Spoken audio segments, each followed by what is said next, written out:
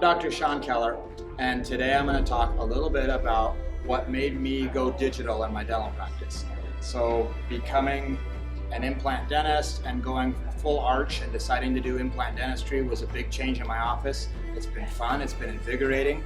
I want to talk about the companies I use, the process we do, and show you some before-after cases of the results of what we do.